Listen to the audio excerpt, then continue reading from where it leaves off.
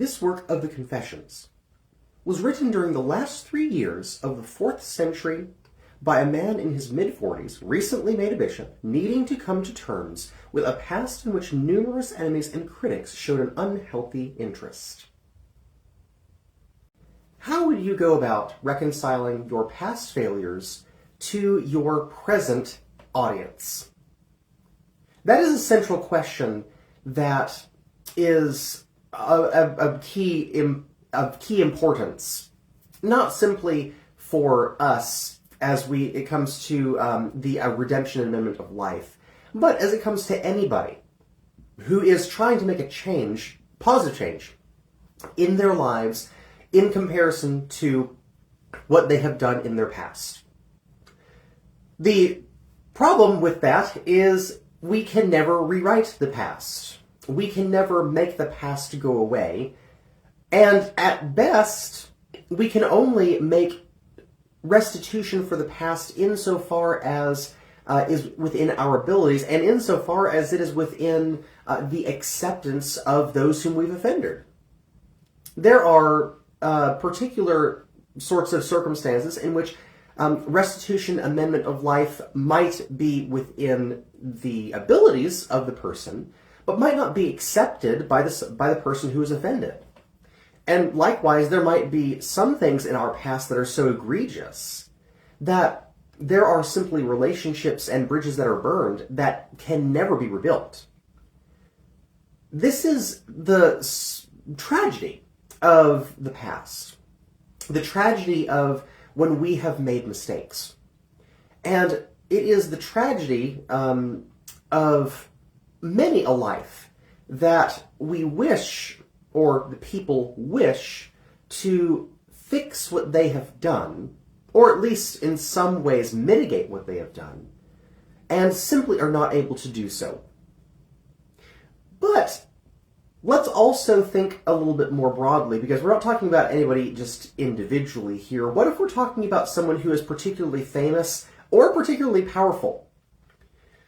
For example, a famous actor who in their past has done fairly egregious things, who have said or done or committed certain acts that are distasteful in the sight of a lot of people, and that particular famous actor was trying to make amends in some ways in order to fix their life.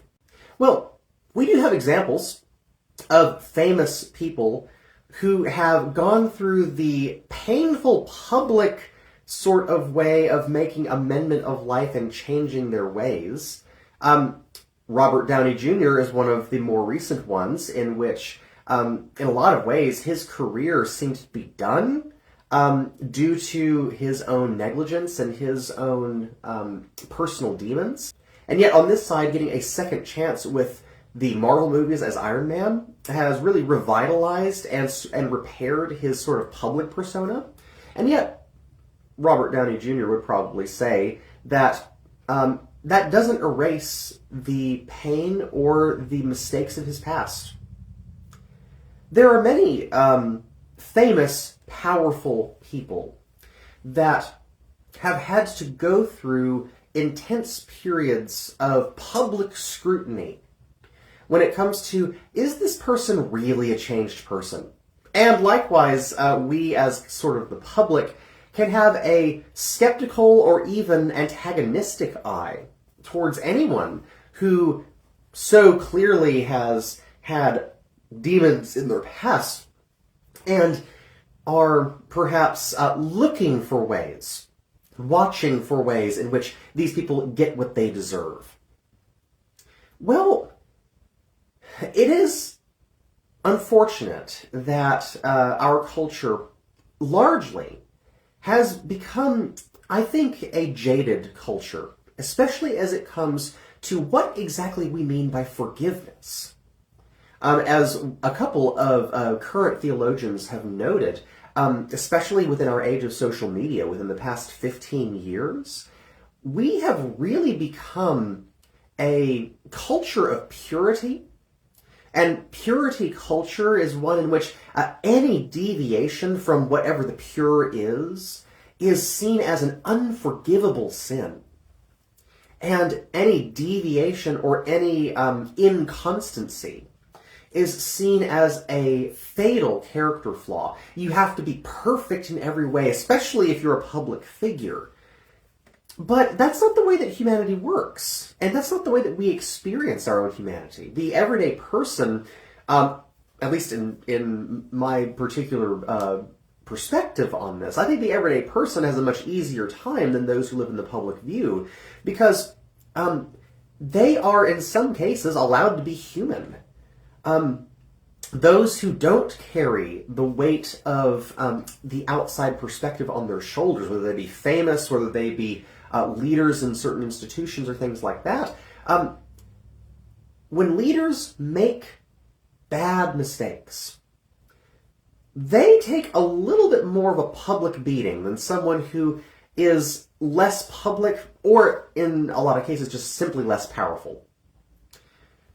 Well, that's where we find ourselves when we begin to talk about Augustine, and especially when we start talking about Augustine's writing of the Confessions. As was noted, Augustine writes the Confessions at a particular point in time in which he is needing to, in some cases, prove to his audience that he is a changed person. And in the introduction to the Confessions of St. Augustine by Henry Chadwick, if you've read the entire introduction, will see why Augustine needed to do some significant work on not simply repair of his own sort of sense of persona, but really he needed to be able to demonstrate to the reader and also to his people, because again, he was ordained bishop before he wrote this book. He needed to demonstrate to his own people that he was bishop over, that he was, in fact, a changed man. You might be wondering, how exactly did Augustine find himself in this situation? Well, let's just say that Augustine did not have any plans to find himself as a bishop at a particularly important time for the church.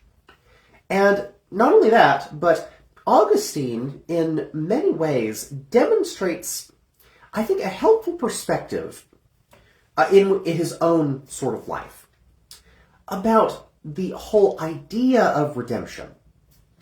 It's one thing to write a treatise about redemption, which, again, it's what the Confessions is. It's about squaring where we've been in our past with where God's called us to be in our present. But in a really poignant way, the Confessions is a way in which Augustine is both wrestling with his past, but also charting a really kind of interesting reflection about not only his future, but about deep theological cornerstones of the Christian tradition, in which elaborate more on the idea and the theology of the redemption of the world. But let's start with Augustine in his kind of big, wider context. So, Augustine is an African man. The reason why this is really important is because we sometimes have this kind of weird perspective as modern people looking back into the ancient past of, especially us in the United States, that we sometimes have the perspective of the past as that the past was some sort of archaic, less civil version than what we live in modern day. We are in the same boat as them. And that is no clearer than the story of a man who was born to a mixed household of pagan and Christian. Augustine's father was a pagan. Augustine's mother was a devout Christian. And when Augustine was born, he was made a catechumen which simply is someone who was made a person who was going to be learning the Christian tradition. Now, as Augustine grew up, he, as an African man in Tagaste, Africa, he is growing up within a privileged household. He has access to education. He is able to go to school and learn rhetoric. And as he gets to his late teenage stages, he begins to, again, his ambition, and this is a big key for Augustine. Augustine has much ambition behind him that kind of dogs him for the rest of his life. But his ambition was to gain power, was to work his way up within the Roman polis, to gain political power, to, become famous. But also, Augustine had a fairly hedonistic side to him, in which he indulges in all of the pleasures in which you can imagine. Particularly, Augustine struggled mightily with his sexual impulses. And this leads to something really interesting that is something that really affects a lot of Augustine's theology. We'll talk about that here in just a moment, but that's the setup to kind of where we find ourselves in the first several important parts of Augustine's public life. One of the particular things in Augustine's life that is, for us in modern day, might seem particularly egregious is when Augustine, out of wedlock, takes a Carthaginian woman the way that Chadwick describes this as his mate. We have to use some really particular language here because it was absolutely normal in Roman culture for males to have concubines that did not have any marriage to the person, because in Roman culture, as well as in a lot of cultures, all the way up until very, very recently, marriage was a contract between families. Marriage, in a lot of ways, did not necessarily have anything to do with romantic love. Marriage was a contract struck between two families, or two kingdoms, in order to make certain kinds of treaties, or to make certain kinds of agreements between these two different parties. So, again, it's definitely not to excuse that cultural norm. That is, I don't think there's any defending how deficient that cultural norm is. All to say, though, is that Augustine was absolutely not in any way unusual in this. This was a cultural norm for the type of culture he grew up in. But one key difference between the kind of normative culture of the Roman Empire was that Augustine really did love this woman. He lived faithfully with this Carthaginian woman for 15 years. He had a child with her, initially unwanted child, and yet Augustine grew to absolutely love his son. And unfortunately, Augustine's son died at an early age, as was the case with a lot of kids in the ancient northern African context. However, one of the things that we learn is that due to this commoner status of the Carthaginian woman, when Augustine begins to gain popularity and power as a teacher of rhetoric, and as someone who is highly sought after, and becomes a candidate for becoming really involved within Roman politics, within the bigger cities in the Mediterranean, and not any longer in northern Africa, his relationship with this Carthaginian woman becomes a huge problem because she is of low status. In order to basically bankroll the ability to have these sort of positions, you had to be married to someone who had basically a big dowry. In other words, you had to be married to nobility in order to be able to gain traction within this political machine. And Augustine makes for us in modern day, the egregious move of basically sending his 15-year companion back home to Carthage. It was particularly painful. It was a painful parting. Augustine didn't want to do it. The Carthaginian woman didn't want to do it. But again, Augustine's ambitions for his career took prime spot for him over and against a relationship. This is an important thing for us to pay attention to as it comes to the Confessions. Okay, but that's one thing. So this is a huge part of Augustine's Augustine's sort of life up to this point. But you might be confused as to how Augustine got to this point, and that's why within the introduction, Chadwick goes through painful lengths to describe how Augustine, in his mind, comes to the point that he gets to whenever he finds himself within the power structures of the big Roman polises, like in Milan, Italy. And it has to do with his history of thought. So Augustine, when he becomes a teacher of rhetoric, is moved by the Roman poets, such as Cicero, is moved by rhetoric, has a keen eye for the beautiful, is drawn towards the aesthetic, but in a lot of ways, Augustine is on a conceptual journey as well. When he begins to become dissatisfied, to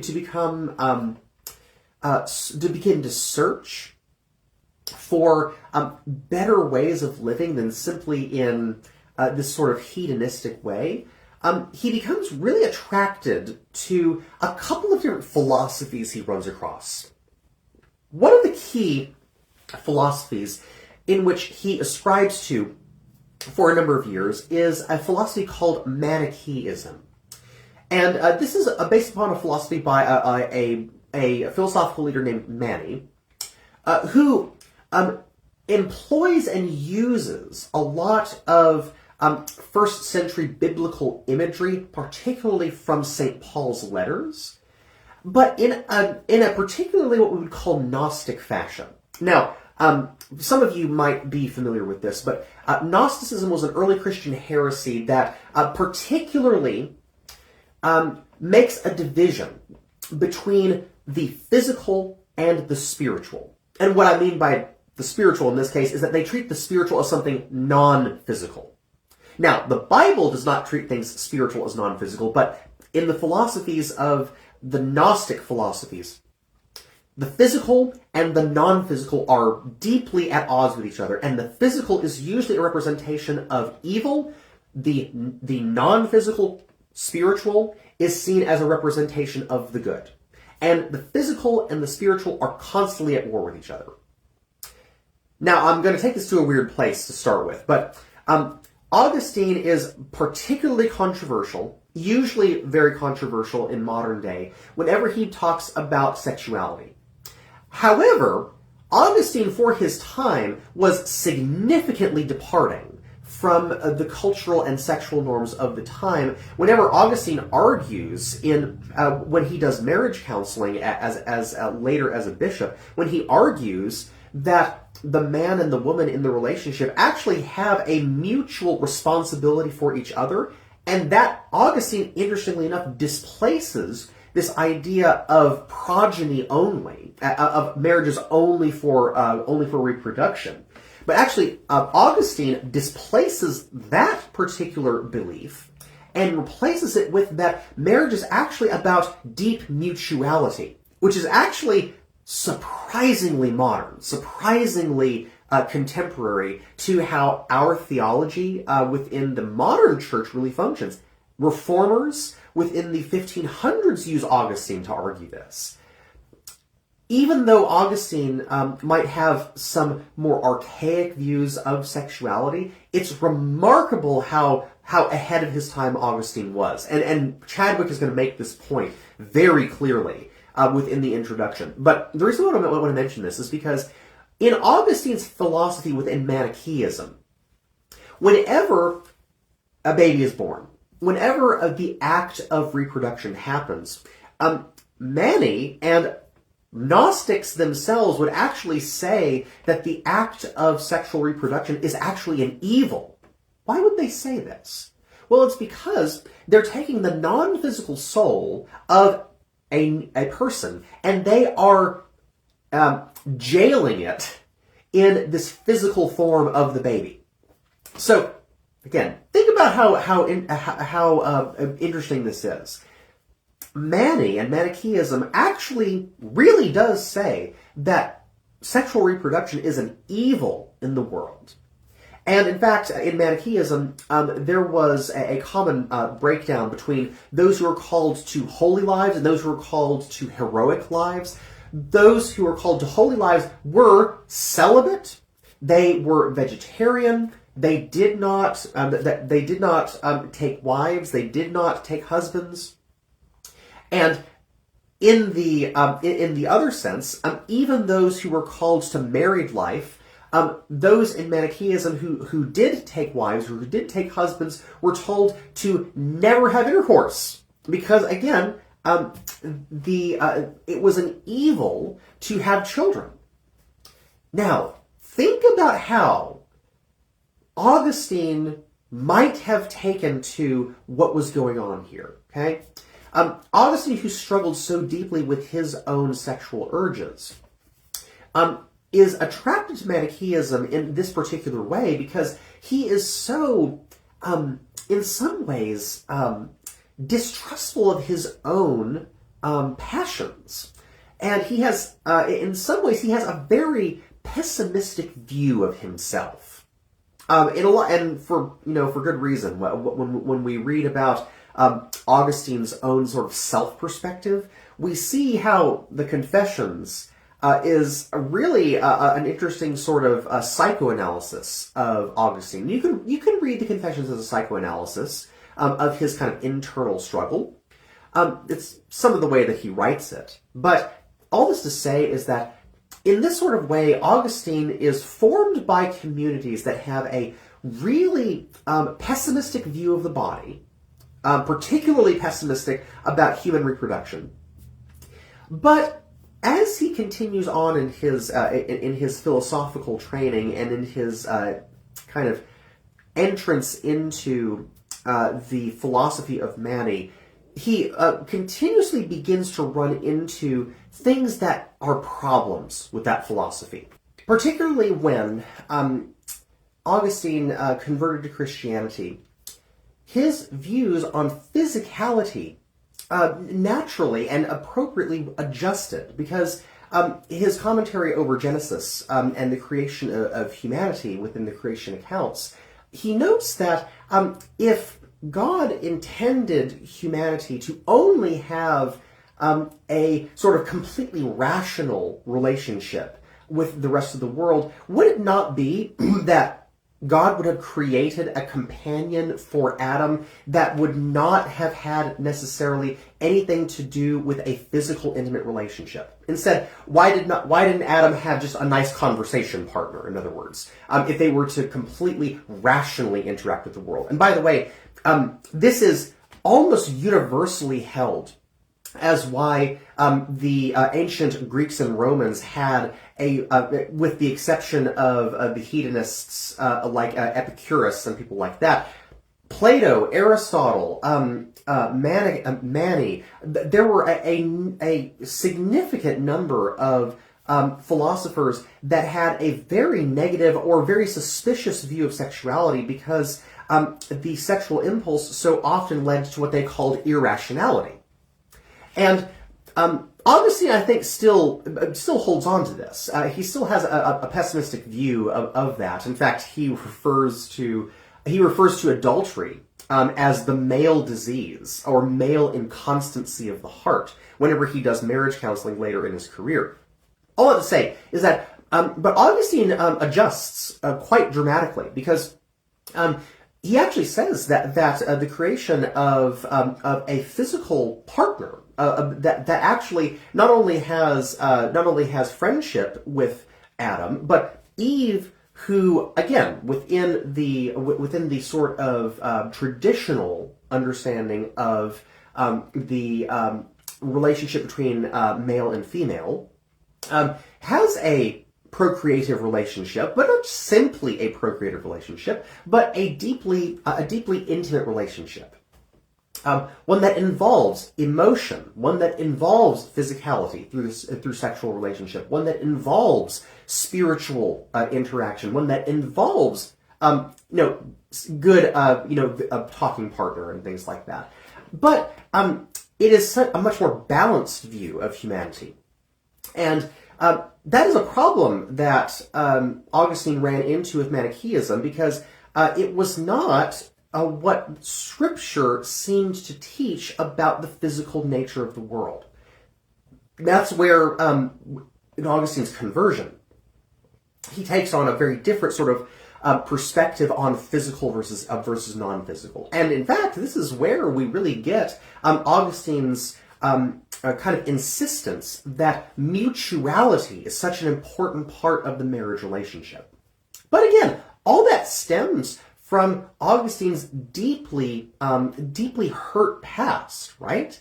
This doesn't come from nowhere. This comes from an experiential sort of relationship that he had, and the sort of deep mistakes, I believe, that Augustine believed he had made in his past.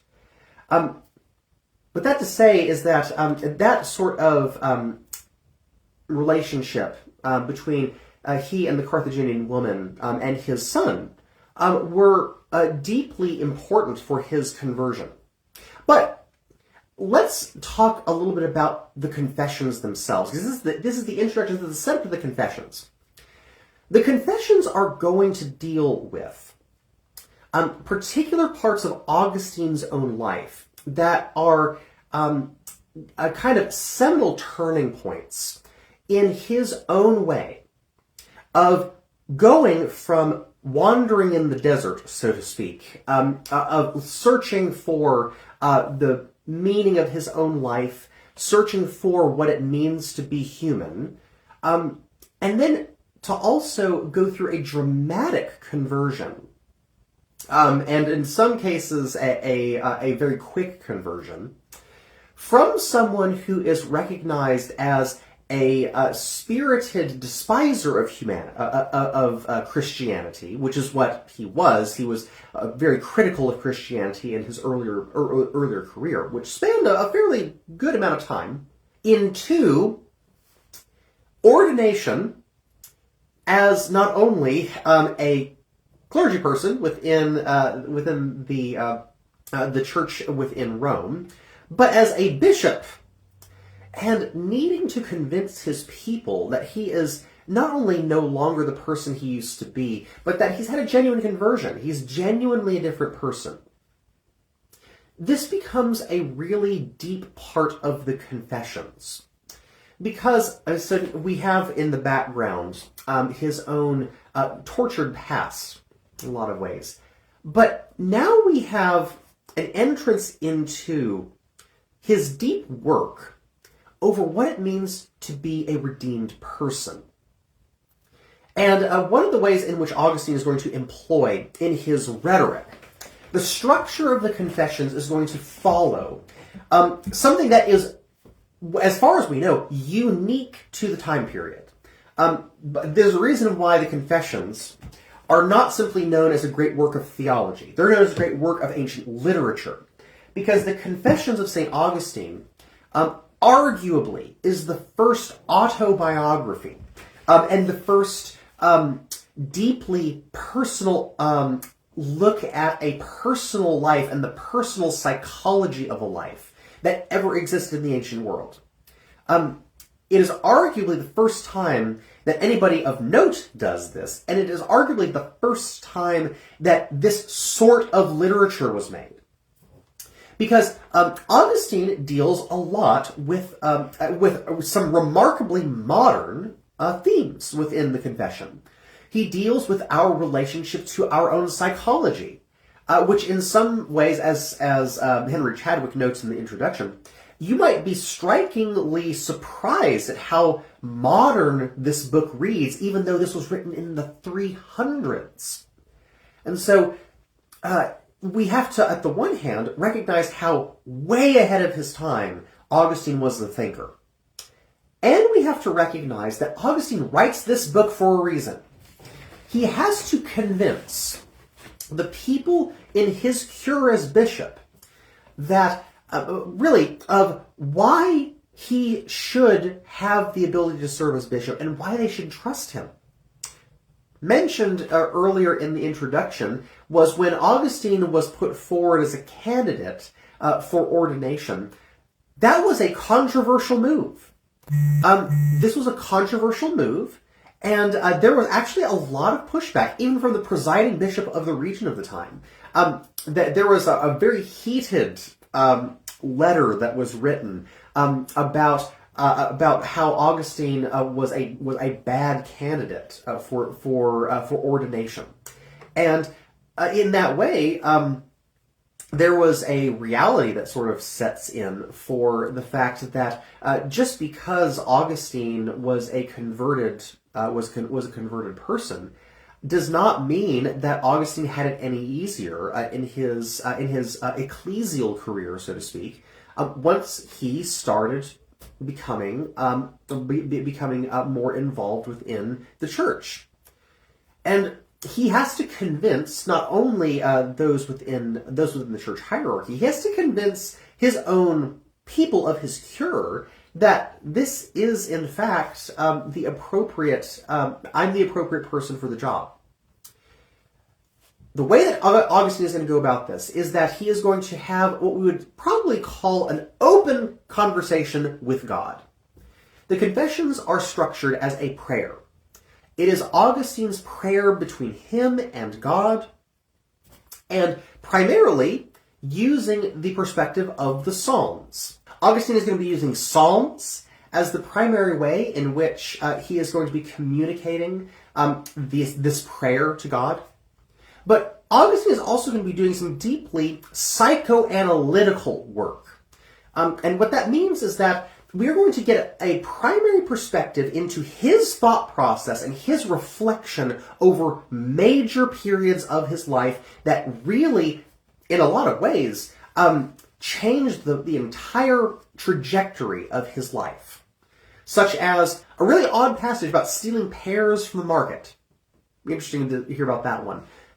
Of course, the relationship between him and the Carthaginian woman. The death of his mom, Monica. And likewise, the struggles that he has with his own sexuality, with his own perspective on the physicality of the world, but also some deeply contemporary topics, such as the role of memory as it comes to what we believe about ourselves, our past as it pertains to our present. Really deep, moving stuff within the Confessions. And likewise, one of the ways in which I would advise, in closing for this introduction, how to read the Confessions is not through the lens of mere historicity. Do not read the Confessions as looking at a particular person at a particular time in the 400s who had particular problems. Look at it rather as a meditation, and in some cases a mediation, between someone who has done things that they are deeply regretful of in their past, and someone who is trying to reform their life for the future. And as Augustine is going to say in a couple of places, he has no power in himself to effect this change. Only God has that power. And as we continue on in the Confessions, pay close attention to that relationship between the past and where we find ourselves in the present. The past mistakes, faults, sins, and the present attempts at redemption and restitution and amendment. And then, think about our own lives in this case. Augustine is not meaning this as merely a defense of his own self. He's meaning this as a reflection and a meditation for us to take seriously where we have been in our past and where we find ourselves in the present, such that the love of God can be made manifest or made obvious to us in the ways in which we don't get here by accident.